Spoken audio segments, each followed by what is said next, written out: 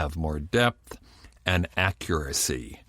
Wiki can be wonderful if all you need is like a fact. What year was The Godfather released? Something like that. IMDb or some online source like that may give you the information, but when you're really needing to know about something, go deeper.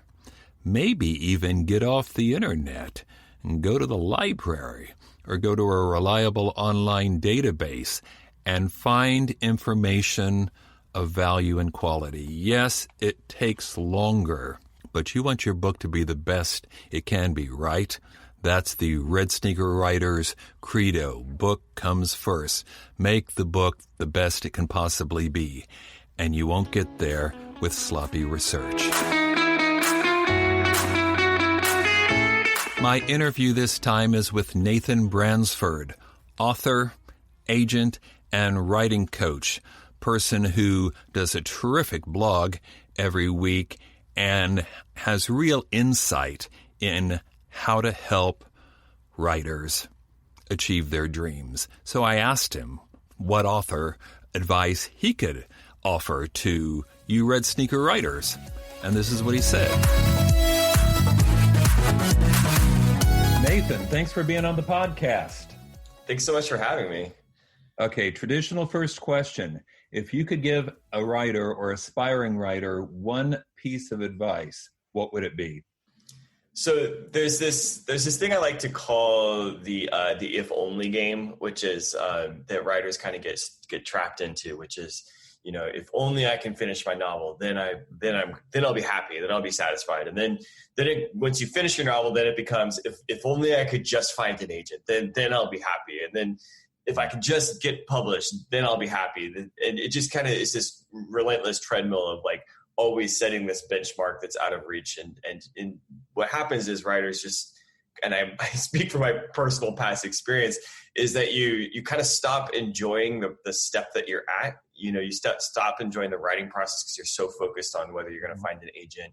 And then even as you're going through the publishing process, which you should feel really grateful about, you would have felt tremendously grateful about a year prior to that, you kind of start setting these benchmarks that are so far away. So I try and advise people to really just try and enjoy every step that you're at while you're actually experiencing it, rather than trying to tie your happiness to some future event.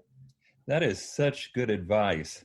I can tell you, I've hung out with best-selling authors who are, I consider friends. I watch them sitting in the bar stewing. Like, yeah, totally. What is their complaint? Well, my book only made it to number 3 on the New York Times. Yeah, totally. Poor baby. Yeah, no, totally. I mean, like, yeah, it's tough. I mean, it's even for authors who you think haven't made in the shade, they're not always happy and they're not always enjoying it. So, I try and be sympathetic to people too, because everyone's problems are their own. But even still, I think that everyone would do well to remember that, if you're writing, you're doing pretty well, and to try and enjoy it. Mm-hmm. Well, having goals, of course, that's what keeps us moving forward. Absolutely. I remember when my only dream in life, if I could just see my name on the spine of a book. And then once I'd done that, I thought, well, maybe if, this or that, or a hardcover, or better distributed with a publisher. Yeah, totally.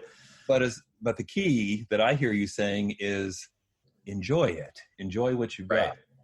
Right. Yeah, because it dissipates fast. I mean, I think that my transition from the joy of feeling my book in my own hands to abject terror about whether I'd be able to do it again, that happened shockingly fast. So try and stay on the joy part as long as possible. Right. Good advice. You have an interesting background. You started, well, I don't know if you started here, but you worked for many years as an agent at Curtis Brown, right? Mm-hmm. Yeah, I did for 8 years. Major literary agency, and you're there for 8 years. So what motivated the transition from that to your more entrepreneurial consultant role today? Yeah, it's been a journey, and I get that question a lot. A lot of people wonder why I left the industry, and I don't have a super easy answer because there was a lot of different things. But publishing was my first job out of college. At the time that I was thinking about leaving publishing, I also was writing my own novels then, and was going through the pre-publication process for the Jacob Wonderbar series. And I was just 24/7 all in on books, and it had been for so long that I was just kind of like itching to try something new. And so this opportunity came along to be the first social media manager for CNET, which gave me a chance of trying a new job in a new industry. I love tech. I love innovation. And I just sort of wanted to go exploring. And then in the intervening years, and it's been almost 10 years now, I sort of gradually ebbed back to being 24/7 on books again. And so, I worked for a nonprofit for a while, then I worked for a hedge fund, but I kind of was ready to get back all in on books. And so now what I'm doing is I'm helping authors with their manuscript and coaching, and that's what I do full time. And then I'm working on my own writing on the side. So it's been a long arc from all in on books to like trying lots of different things and learning a lot of new things, and then now back to being all in on books again. Man, you have been all over the place. You may be one of the few authors on earth qualified to manage their own money. Sounds well. I wasn't on the money side, thankfully. So the hedge fund, I think, is still doing well. But I was running a program in the recruiting department, so they kept me well away from the money. I gotcha. Well, I heard you call yourself a writer coach, and that seems like a good description to me because you're offering all kinds of helpful services. What do you perceive, having worked with so many people, what do you perceive as the biggest problems that writers or aspiring writers sometimes encounter? That's a really good question. I think it really varies based on the author and the stage that they're at. And so I think it's a little bit difficult to generalize. And so a lot of writers will come to me and just kind of be like, I need help. And for me, it's like I need to learn about what stage they're at, what their goals are. And, I work with everyone from authors who are just starting out and have just written their first novel and are still struggling with some of the basics of craft, like perspective and plot arcs and things like that, all the way to authors who are have already published, are grappling with a new book project that they can't get their agent to kind of agree on the path on, and I kind of serve as a consultant to try and help them kind of bridge the gap between what they want to do and what their agent wants to do. So it really varies a lot. And I think it might be tricky to generalize. Mm-hmm. Well, what's your preference for when to get involved, if you have one? I mean, is there a too soon or a too late? No, I don't think so. I really just enjoy working with authors, and this is why I'm back all in on books, is that the thing that I loved about agenting was trying to help authors become successful. And like that essential element was the part of agenting that I really loved. The things I didn't like about agenting as much were just sort of, having to have publishers agree and to kind of all the negotiation that is involved in agenting. And, so as long as I feel like I can genuinely offer value to the author, which mainly means that I have the expertise in the genre, I'm happy to work with anybody at any stage. And I've kind of seen it all at this point. One of the things you mention on your website, services you provide, I'm probably not phrasing this right, but basically helping people target a market or figure out a strategy for finding an audience. That I would think would be easier if you get with the author, before they've written 12 drafts of the book.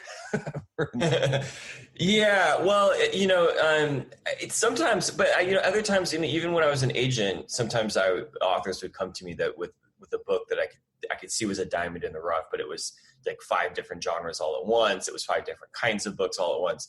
And if they could just hone in on the one that it really was and just strip away all the excess, then the diamond, comes through from the diamond in the rough. And so I do think that like it's helpful, I think, actually, for authors to get a little bit farther down the road than just have a basic idea before they engage with someone else.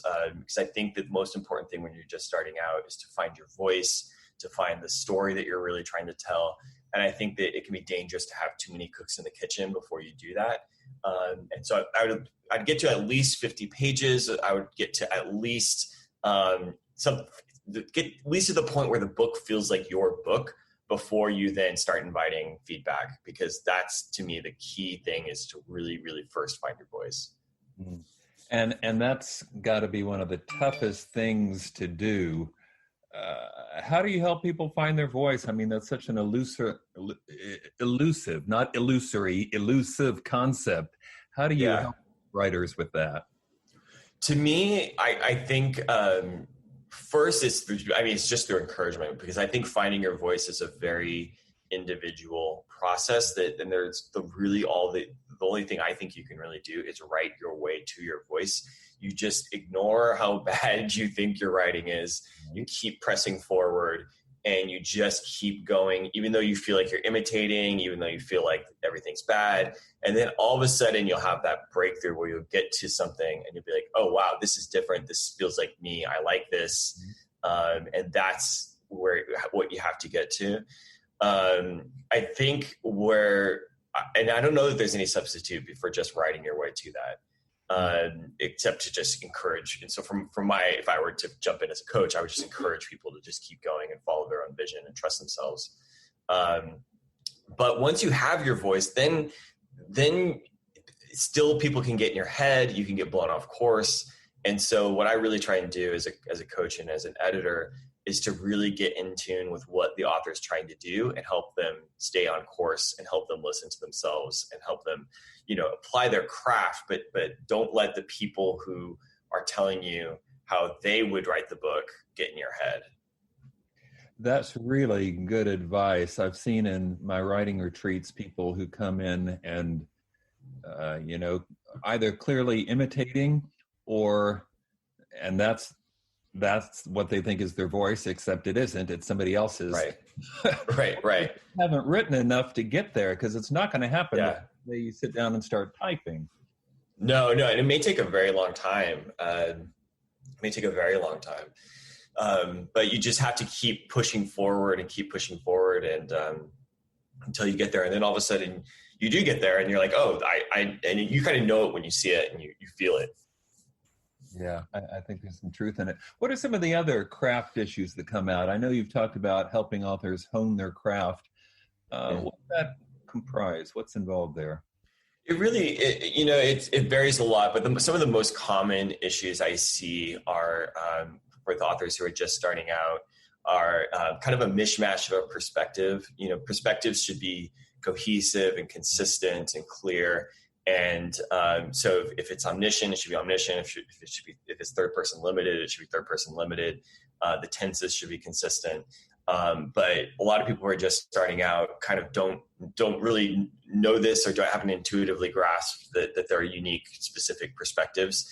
And there's a lot of disorienting head jumping. And so you can't anchor yourself within a scene as a reader, and it bounces around. So definitely a mishmash of a perspective.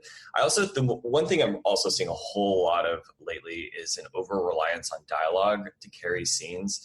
A lot of people have internalized movies and TV shows and think in terms of a scene is in people talking. And I think the thing that people are missing from the rhythms of TV and film is that there's so much more that you're absorbing when you're seeing two characters talk on a TV show. You're seeing the setting, you're seeing the actor's physical presence, and so you're absorbing so much more than just the dialogue. And so you have to fill in those things, because if it's not on the page, then the reader can't picture it the way that you can. I think those are right now the two biggest, most common mistakes I see of people who are just starting out. I mean, you could say that relying too much on dialogue is sort of giving away what books do best, or what. Yeah, absolutely. From other media. Absolutely, because what books offer is something that doesn't exist in other medium, which is the ability to see the world through someone else's perspective and to get a sense of their thought processes and things like that. So even if you just provide enough physical detail just so that someone can picture a scene and we can see people talking, it's still not taking full advantage of the medium that you've chosen, which is the ability to kind of inhabit someone's kind of mind, which is what makes books so unique. You mentioned a second ago your middle grade books. I wanted to talk about that just a second. How'd that get started? You know, I